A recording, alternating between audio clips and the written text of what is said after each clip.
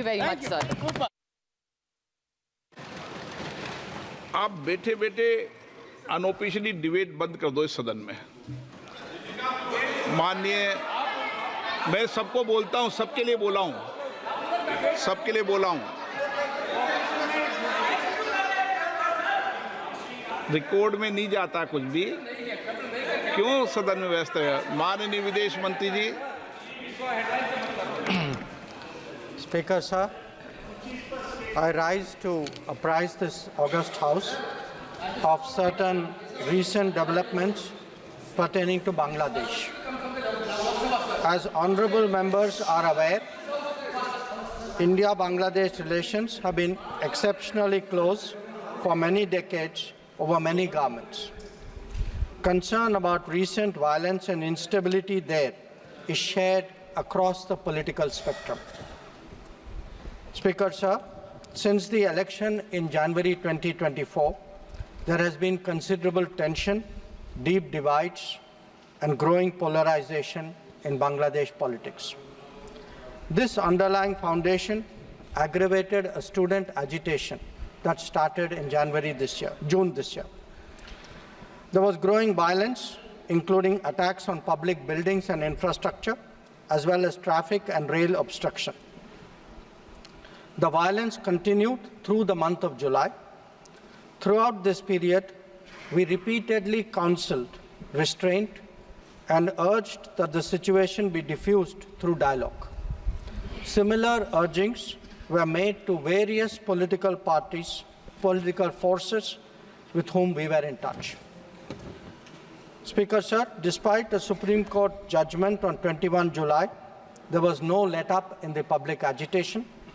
Various decisions and actions taken thereafter only exacerbated the situation. The agitation at this stage coalesced around a one-point agenda, that is that Prime Minister Sheikh Hasina should step down. On 4th August, events took a very serious turn. Attacks on police, including police stations, and government installations intensified even as overall levels of violence greatly escalated. Properties of individuals associated with the regime were torched across the country. What was particularly worrying was that minorities, their businesses and temples also came under attack at multiple locations. The full extent of this is still not clear. Speaker, sir, on 5th August, demonstrators converged in Dhaka despite the curfew. Our understanding is that after a meeting with leaders of the security establishment, Prime Minister Sheikh Hasina apparently decided to resign.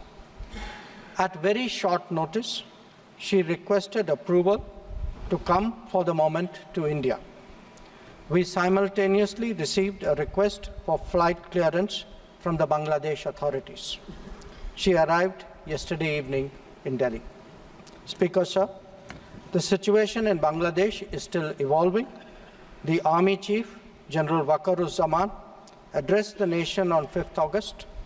He spoke about assuming responsibility and constituting an interim government. We are in close and continuous touch with the Indian community in Bangladesh through our diplomatic missions. There are an estimated 19,000 Indian nationals who usually live there, of which about 9,000 are students.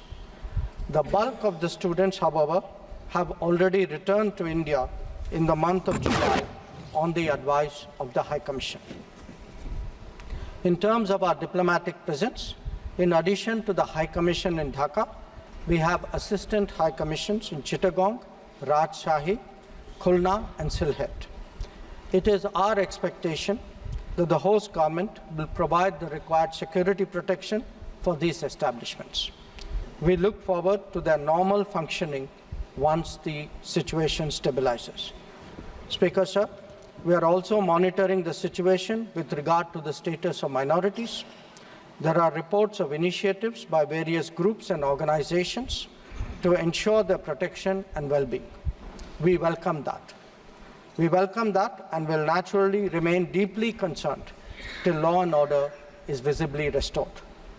Our border guarding forces have also been instructed to be exceptionally alert in view of this complex situation.